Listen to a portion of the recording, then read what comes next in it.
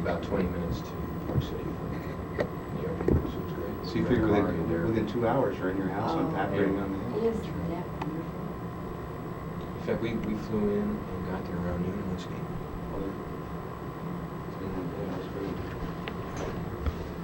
Remember when we went to Shot? Following them. Jerry started last year. He and his lady friend. I coerced him to go skiing. She doesn't like cold, so she was convinced she'd never like it. Jerry's from Cole, he's an ex-hockey player. She said, I want to do it. You know, when you start at their age, it's a little difficult. It's a fear factor and all of that, right? You know, people think they're going to go and do it because they see that hill and they go, that's a nice little hill. Then they get on those skinny little boards and they go, whoa. But it was great. They took right to it. So now they're avid skiers. I started, I think now that most people start with the short.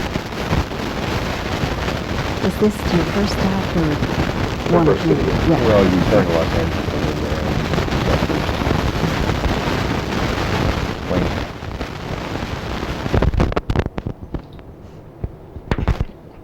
Okay, Bobbie, you're rolling. Right. Just 1 second. Okay. Well, I'll begin by welcoming both of you to Dallas-Fort Worth area. And Jerry, I'll direct the first question to you.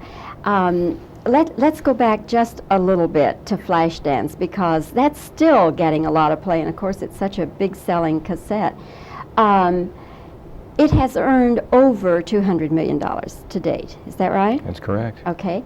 What were your expectations when it was first coming out or right before it first hit the theaters? Well, before it hit the theaters, you're always anxious, and we knew we made a wonderful picture, and we're very confident of the music, and we really loved the movie, and we hoped the public would receive it the same way we felt about it. And it was real interesting because the picture opened up, and the reviews weren't great, and we reached an audience, but it wasn't a huge audience the way pictures are opening today. But the picture never let up. It just kept going, and it's still going. And we just looked on the charts for the cassette, and it's still selling. It's up in the top 10 again, and it's over a year and a half now. The picture's been out. Do you think that the music was what enticed people to see the film? Well, I think it was a combination. It was a combination of the young girl, the dancing, the way Paramount sold the picture, and the music, and it was a different form. We didn't know it at the time, but we created something that happened right along the same time that MTV happened. And it just exploded. And it was a feeling, I think, that the picture had, and the triumphant ending, and it was just a nice experience. Of course, Beverly Hills Cop has a lot of music in it, too. Now, that seems to be a trend now in motion pictures. Instead of the usual kind of underscoring that we've been used to in pictures, now we're really going for the things where you can get the hot album out and the tapes and everything. Do you feel that that is an essential thing to the success now of almost any film? Not at all. I think each picture is different. And if you have a very hard-hitting drama, you don't want to do that. It depends on the movie. And movies have been doing it for a long time. You can go back to Saturday Night Fever, where the album was very important and the music was very important. It just depends on the movie itself. If it calls for it, it's terrific to do it. And filmmakers for a long time haven't used music, in my opinion, properly. And now, with younger directors and younger producers and younger writers, we're using music a lot differently, and more contemporary. Okay, Fred, let's pan over to Don. Okay, Don, do you have anything to add to what Jerry has been talking about as far as music in films? Well, I agree with Jerry in that I don't see music being used in films as being this overwhelming trend dash fad. It's been around for a long time. It's a question of the way it's been used. Having been part of Saturday Night Fever and Grease in my tenure as president of production at Paramount, I was part of those films, and I saw it being done then. And it is being done a bit different today. I think people are overstating the issue, quite simply. Jerry and I are musically oriented. It has to do with our age, it has to do with our inclination, our background. It had a lot to do with the way we handled Flashdance. A lot of people don't know it, but we shot Flashdance without any of the music that was in the picture. We used what's called a click track. We did all the music after the picture was finished, which is an unusual way to do it and a risky way to do it. We were advised not to. We're happy to say that we turned out to be right in that instance. We also approach music in a slightly different way in that we don't go in the old style and use big recording sessions.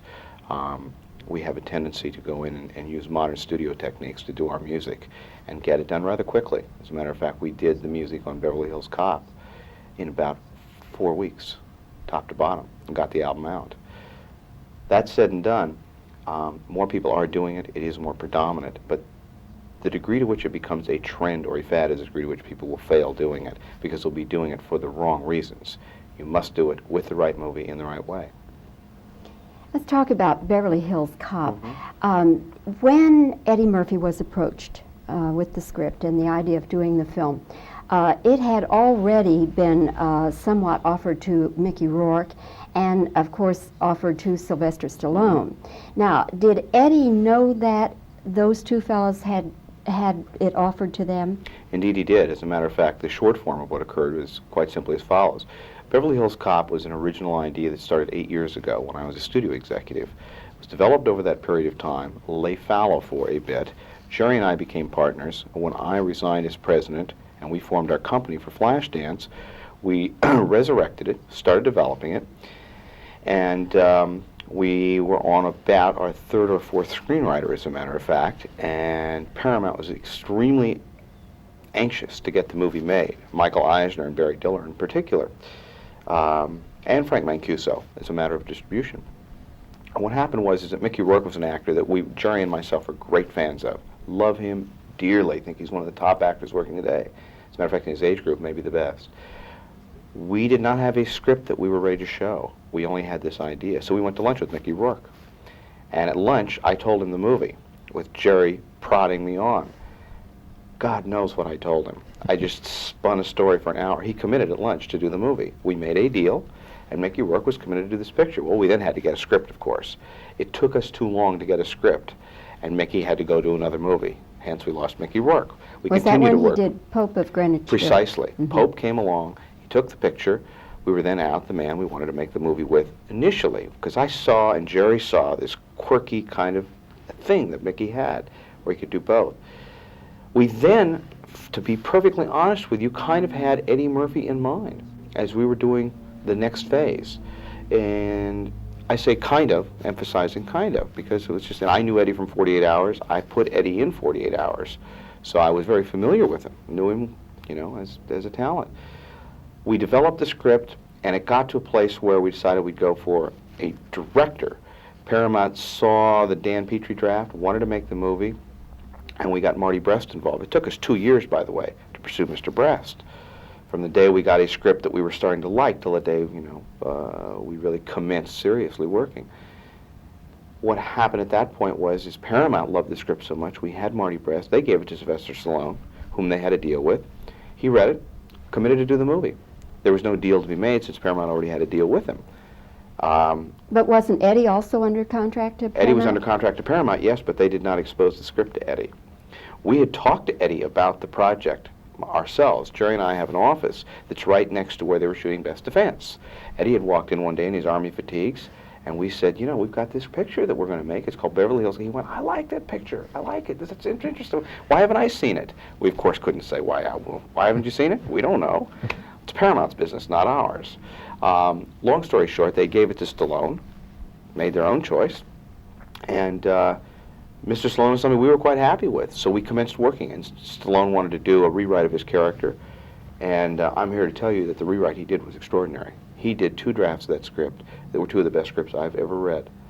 They were a different movie, for better or worse, and Paramount made a decision that the script that he had conceived ultimately was not the movie they wanted to make, so they gave him a choice. They said, Mr. Stallone, either you go back to the script that was originally developed, or, you know, they were between a rock and a hard place. Stallone decided that he'd rather do the script he developed. They said, well, picked up the phone, called Eddie, flew to New York, and literally that night he committed to the movie. Okay, Fred, I hate to keep bothering you, but I ready? Okay. Jerry, at the time you talked with Eddie Murphy, of course, Best Defense had not been the big hit that everybody hoped it would be. So was Eddie somewhat feeling a little bit insecure coming into this because of the disappointment of Best Defense? I really don't think so. I think Eddie's such a confident young actor that, first of all, the picture wasn't out when we started working with Eddie. He had just finished shooting the picture, and right after finishing that, he went to work with us. So there was no exposure to an audience. It didn't come out, I think, until after we finished Beverly Hills Cop. So there was no feeling one way or another with Eddie. And he's just great to work with. I mean, you know, he takes on these movies and he gets real excited about them and works very hard on them. And I don't think he really concerns himself as much as about the success of them. Although everybody does, but Eddie doesn't show it at all. I think some people are going, yeah, okay. I think some people are likely to say, just for, you know, a quick comment, that this is 48 hours without Nick Nolte. How do you think Eddie would respond to that? Well, I don't think Eddie sees himself as repeating any roles. He had a ball with Nick Nolte, and that was his first picture, and he loved making it, and Nick and him respect each other a lot. I don't think Eddie sees this as anything close to 48 hours. It's a part he was real excited about playing when Don and I talked to him, and even when before he was involved in the project. You know, give Eddie a gun and that big smile and let him walk through Beverly Hills. It's an exciting part for just about any actor to do. And as Don has told you, I mean, Mickey Rourke and Sylvester Stallone and everybody we really exposed the script to wanted to do the picture. So that was pretty exciting for us, so we could develop a project that attracted so many talented young actors. And Eddie was just a natural. I mean, we were so excited when he committed to the project. What did the picture cost? It cost $14 million, which is a little above average, but I think after you've seen the picture, you'll see why. Most of the money is on the screen. As a producer, would you rather the film had come out with a PG-13 rather than an R rating so that you'd get a broader scope of audience? Well, we sort of feel that the picture has to be true to itself. And the type of picture we made, it was a street character. And it really wouldn't have been true to itself if Eddie would have spoken the way a street character doesn't speak. He speaks in the vernacular and the way a Detroit police officer would speak and the way they deal with the street people. So we felt it would have been a little false had we changed the language to make it a PG-13. Okay. One last question, I'll get both of you to respond to this if you like. There's talk about the producers forming a guild. How do you personally feel about that? Are you for it or against it? Well, we sort of, we work at Paramount and we make movies, and we have a ball making movies, and it really doesn't concern, at least myself, I can't speak to my partner. I guess guilds are very good when you need them. Fortunately, we're constantly working, and that's great for us, so I don't know if that would help us or hinder us. Okay. Do you have anything further to say to that before we No, not at all. redo the lighting? Okay, Fred, one last time.